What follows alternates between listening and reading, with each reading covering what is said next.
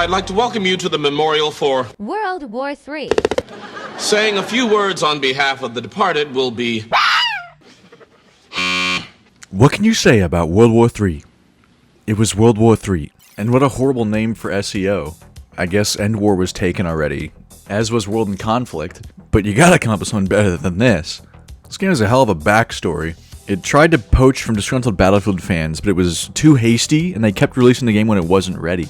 It even had a second chance, and they still fumbled it. For the first attempt, so Battlefield 5 reveals itself, comes out the gate, and everyone hates it immediately, and rightfully so. Hello, old friend. Then this World War III game comes out of nowhere, puts out a trailer, it's all serious, and it's modern military, it's what people wanted, not whatever Battlefield 5 was. Battlefield 5 gets delayed by a month, from October to November of 2018, and so World War III decides they're gonna take Battlefield 5's initial spot and release on the same day in October, albeit into early access. Now this is a genius idea on paper, because everyone's pissed off at Battlefield 5 and what it was doing and they wanted a replacement. But then World War III drops, and the servers crash. Okay, well, they're a smaller team, they didn't expect that influx of people, it's alright. Servers are down for like multiple days, which at the time I was forgiving of it. I was like, oh guys, it's a smaller team, but the average consumer did not care. They were like, well, I can't play the game, I'm done. But when the servers finally do come on, like 3 or 4 days later, the game's unoptimized, it lacks polish, and it has no progression. Like, not like, oh, the progression's not very good. Like, no, it didn't have anything to unlock. This was for $40. So the game dies. They added a couple maps and like some outfits and like a gun or two, but it wasn't enough, and we get radio silence for about 3 years. Attempt 2. So now it's 2021, and they're trying to relaunch the game after Battlefield 2042 drops and pisses everyone off because it sucks. And so they're looking for a Battlefield replacement, and then here comes World War III back again. But they make the same mistake of trying to capitalize off the Battlefield controversy. Meanwhile, their game isn't doing much better. They changed some of the animations, sound design is still bad. Now they have progression, but it's like super grindy Call of Duty progression with battle passes and stuff. Which is because now it's free to play, and you have these pay-to-win pre-order packages like we're playing Tarkov or something. And the veterans who spent $40 initially get like one character skin as thanks. I don't want to look like that. It starts to feel like a scam now, and it's got this like really weird like mobile game style aesthetic, like it's Call of Duty Mobile or something.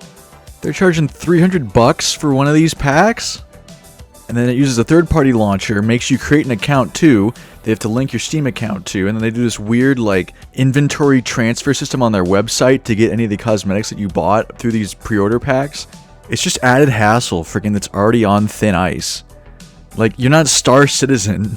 We're only using you as a rebound because we got dumped by Battlefield. And this big relaunch didn't even add anything new. It had less content, actually. They had to add old maps that were already in the original launch back into the relaunched version. Oh my god, I forgot about this! The President Pack, where you can like be in the movie and it's $5 million? This isn't a joke that I'm aware of. They actually like sold this. Again, you're lucky to have another shot at releasing your game and building the hype back, and this is what you do? This silly Rambo humor moment is not working. We liked your game because it wasn't Battlefield 5, it wasn't trying to be like Fortnite with silly characters and irony. So what are you doing? Especially when the president walks in and wrecks this noob because he only bought the private pack and I bought the president pack. This feels very third world coded all of a sudden. Like those Halo 5 rec pack videos where the game tells you you're stupid for not liking the system. Lastly, but not leastly, you have single-use cards. These are for your vehicles and power weapons. Halo has devolved into this. Single-use cards. Death delivery device. Get the fuck out of my... Won't rec packs with special weapons break the exquisitely refined balance of arena multiplayer? Secure your noise hole, soldier. Grown-ups are talking. Damn it.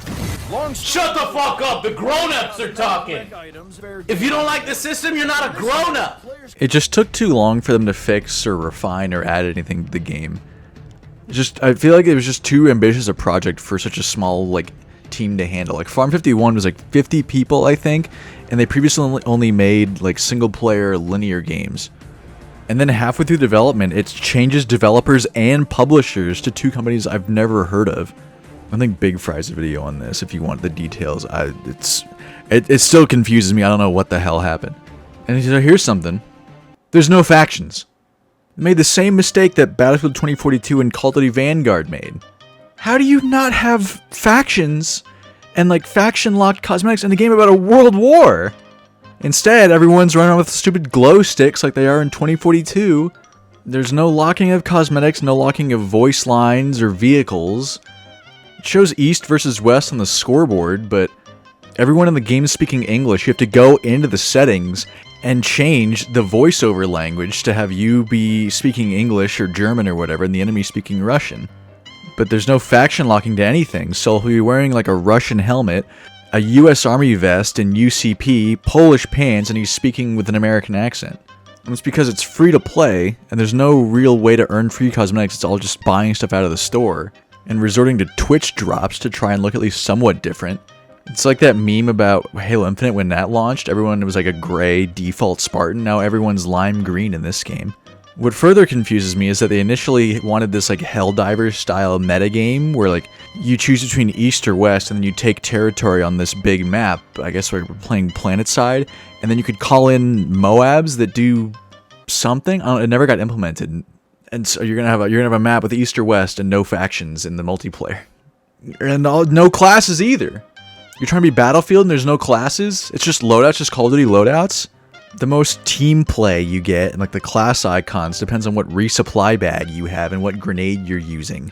And so everyone runs around with medic bags because they try to be this weird like hybrid pseudo milsim setup where there's no health regen and you have like armor and stuff and the armor slows you down.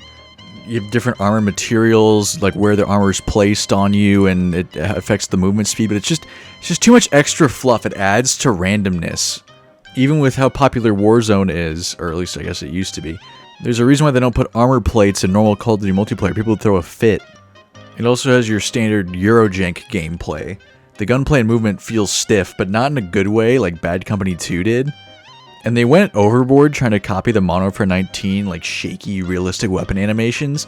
And oh my god, the tac sprint. Like, the way that the screen shakes, like, I've never gotten motion sick from a video game, but I legitimately felt unwell after playing World War III one time. The animations in general are just not very good, which originally is understandable back during the initial release, but now it just feels like they overcorrected the other way. And the audio is probably some of the worst I've ever heard, like, actually.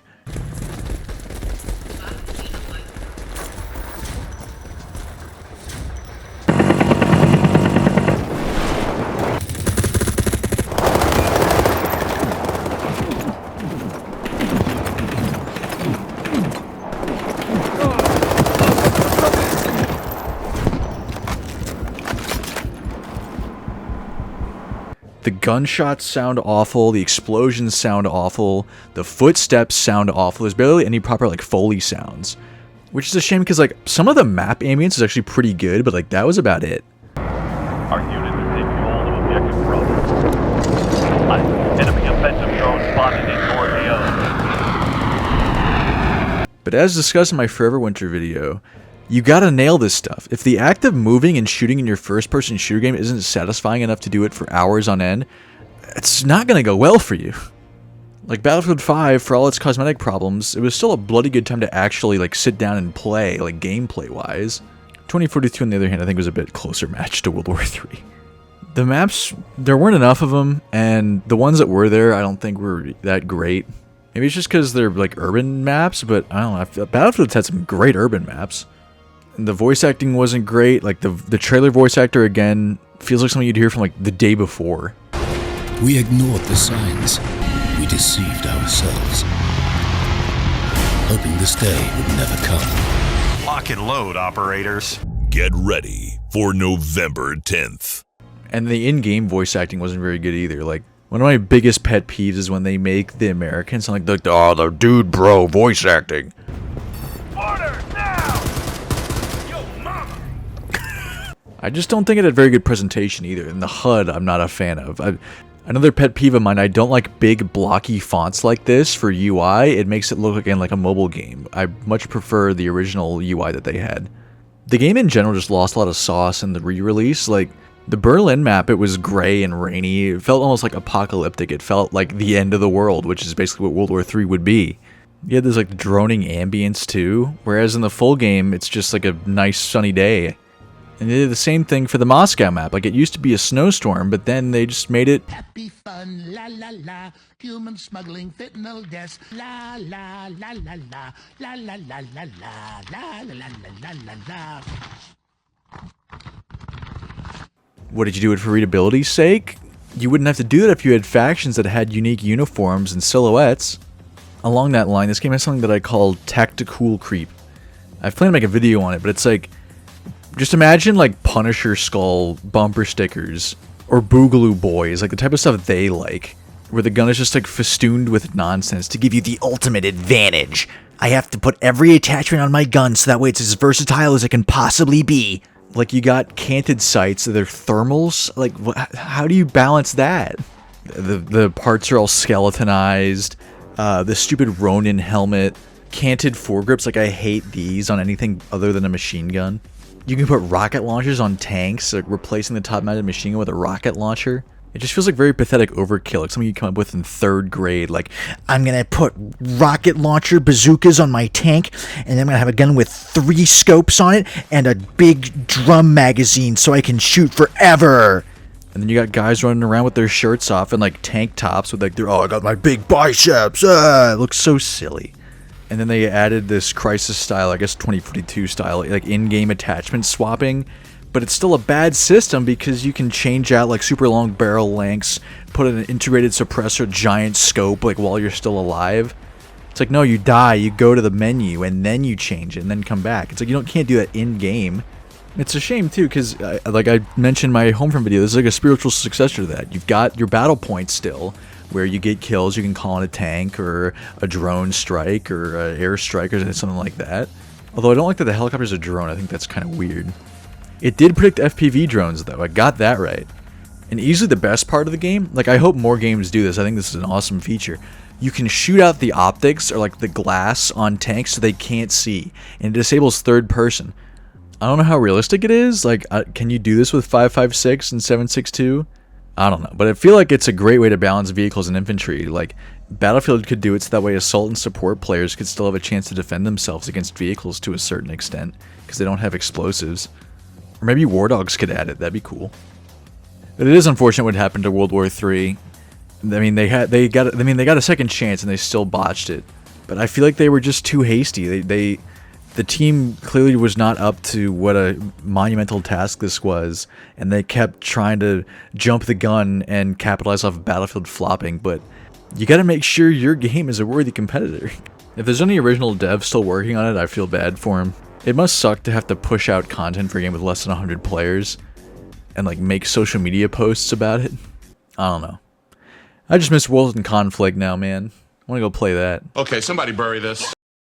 Before you all go, I do want to wish everyone thank you, all the people that have joined as a result of this new string of videos I've put out. As for what comes next, I'll probably put out another poll. You guys seem to like that. We'll vote on what you guys want to hear about next, or you could put something in the comments, say, oh, I want to hear about this.